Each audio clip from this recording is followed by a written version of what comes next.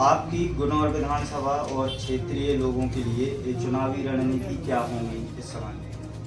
देखिए, जैसे कि मुझे समाजवादी पार्टी ने अखिलेश भैया ने प्रत्याशी के रूप में यहाँ नियुक्त किया है, महिला के रूप में। तो पहले तो जब मैं महिला के रूप में उन्होंने सोचा मेरे लिए, तो पहला जो मेरा विचार है वो महिलाओं से जुड़ा हुआ है। क्योंकि अभी तक जो भी सरकारें रही हैं, चाहे कांग्रेस की रही हो चाहे बीजेपी की रही, उन्होंने कभी यहाँ पे महिलाओं के उत्थान के लिए ऐसा कोई विशेष उपलब्धि नहीं हासिल की है। क्योंकि हमारे इतने साल सरकार होने के बाद जो भी योजनाएं केंद्र से चलती रही, उन्होंने वही एक सुचारू रूप से कर दी। लेकिन इस विधानसभा में ना ही महिला से जुड़ा कोई रोजगार आया, ना उनके लिए यहाँ पे कोई सुविधा उपलब्ध है। अभी की जैसे आप सभी लोग जानते हैं, यहाँ पे पूरे विधानसभा में एक भी महिला डॉक्टर नहीं है। तो पहले तो मैं चाहती हूँ कि यहाँ पे जब मैं विधायक के रूप में आऊँ तो अच्छी स्वास्थ्य व्यवस्था हो।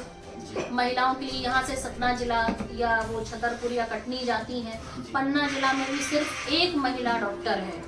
तो उस एक महिला डॉक्टर वो कितनी महिलाओं का कैसे इलाज करेगी, मुझे नहीं समझ में आता। तो पहले तो स्वास्थ्य व्यवस्था सुधरे, महिलाओं से जुड़ी हुई, और जब यहाँ पे महिला डॉक्टर उपलब्ध होंगी हमारी विधानसभा में तो स्वाभाविक सी बात है उनको सुविधाएं अच्छी आएंगी।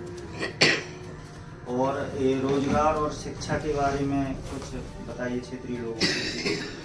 देखिए, आप सभी लोगों को पता है कि यहाँ पे सबसे बड़ी समस्या जो हमारे यहाँ की युवाओं की है या वरिष्ठों की हो, तो अभी पहले तो ऐसा था कि पुराने लोग मजदूरी करने, अपना भरण पोषण करने चले जाते थे बाहर, रोजगार यहाँ था नहीं। लेकिन उसके बाद भी एक जेके सीमेंट फैक्ट्री यहाँ पे आई, जिसपे 75% लोकल के युवाओं को रोजगार देने की बात कही गई। लेकिन उसमें शायद मुझे लगता पूरे क्षेत्र में 75 लोगों को भी रोजगार नहीं मिला। उसके बाद हुआ क्या कि यहाँ पे जब आंदोलन किया किसान भाइयों ने, तो किसान भाइयों को भी यहाँ पे कलेक्टर साहब भाजपा के एजेंट बन के आए, उन्होंने जबरदस्तियां रजिस्ट्री कराई। कुछ किसानों की मौत भी हो गई उस अनशन में, उस मामले को दबा दिया गया। उसमें उन्होंने कहा कि जिन जिन की हम जमीनें खरीदेंगे उसमें हम उस हर एक व्यक्ति को रोजगार देंगे, लेकिन ऐसा कोई रोजगार नहीं मिला। ये सब कागजी बातें हैं और सिर्फ पेपर पे बातें चल रही हैं, धरातल पे कुछ नहीं है। तो युवाओं से जुड़ा यहाँ पे रोजगार आए। यहाँ पे जो सबसे बड़ा मुद्दा पलायन का है, वो पहले मैं यहाँ पे जो भी इंडस्ट्री, जो भी महिला और युवाओं से जुड़ा रोजगार आए, उनको रोजगार मिले, बाहर न जाना पड़े। देखिए मैडम, आपके गुनौर विधानसभा क्षेत्र में किसानों के लिए सबसे बड़ी समस्या होती है बिजली की और पानी की, और फिर इसके बाद खाद की और बीज भंडार की। तो इसमें आप क्या कहेंगे किसानों के लिए?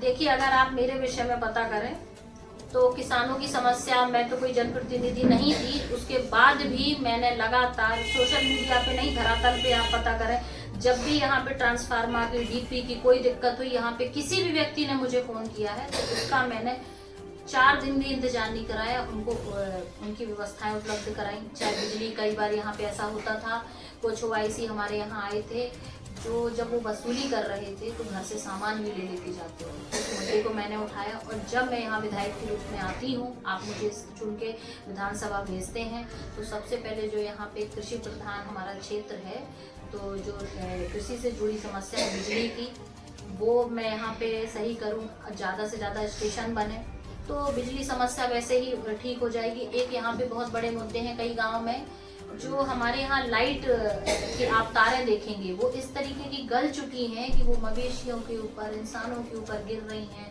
और जो भी हमारे यहाँ से बाहर निकलते हैं उनके ऊपर गिर रही हैं। तो उसके इतनी जनहानि हुई है। और जब यहाँ से लोगों ने मुझसे कहा कि आप ये हमारे यहाँ की 25 साल 50 साल पुरानी तारें हैं, आप इनको बदलवा दें, तो मैं जनप्रतिनिधि नहीं थी, सिर्फ कागज देने का काम करती थी, तो कागज लेके बड़े नेता जेब में रख लेते थे। तो ये सारी हमारी कृषि से जुड़ी समस्या है। एक वाटर लेवल की परेशानी है कि यहाँ सूखे की परेशानी, बुंदेलखंड सूखे के उससे जाना जाता है। तो जब हम यहाँ पे जो चंदेल शासन काल के तालाब हैं उनका डेवलपमेंट करेंगे, उनका वाटर लेवल सही करेंगे, तो आसपास का भी वाटर लेवल सही होगा, तो बोरों में पानी ऑटोमेटिक आएगा। तो ये जो धरातल से जुड़े मुद्दे हैं मेरे, वही विकास के मुद्दे हैं। और हमारे न्यूज़ चैनल में आज हमारे खास मेहमान जुड़े हुए हैं, तो उनसे भी हम आपको रूबरू कराएंगे। बताइए सर, आपका नाम? मैं डॉक्टर मान सिंह यादव, MLC प्रयागराज से। और जैसा कि अभी आपने इंटरव्यू के दौरान समाजवादी पार्टी गुनौर विधानसभा से महिला प्रत्याशी श्रीमती अमिता जी का जो आपने इंटरव्यू लिया जी, तो मैं अपने आप को संबद्ध करते हुए यही कहूँगा कि समाजवादी पार्टी के राष्ट्रीय अध्यक्ष माननीय अखिलेश यादव जी एक विकास पुरुष हैं और निश्चित तौर पर आज जो पूरे हिंदुस्तान में संविधान को चुनौती प्रस्तुत की गई, उसे कमजोर करने का, खत्म करने का षड्यंत्र रचा गया, अगर अगली पंक्ति में आकर के कोई उसे बचाने का और बाबा साहब के विचारों पर चलने का अगर कोई काम कर रहे हैं, तो वो सिर्फ और सिर्फ समाजवादी पार्टी के राष्ट्रीय अध्यक्ष माननीय अखिलेश यादव जी का। आज निश्चित तौर पर उन्होंने एक संदेश यह भी दिया कि गुनौर विधानसभा से कभी भी महिला प्रत्याशी को स्थान नहीं दिया गया। भारतीय जनता पार्टी खाली ढिंढोरा पीटती है कि हम महिलाओं को भागीदारी दे रहे हैं, लेकिन कभी आज तक उन्होंने यहाँ किसी महिला को भागीदारी नहीं दी। तो आज बहुत बड़ी चुनौतियाँ हैं।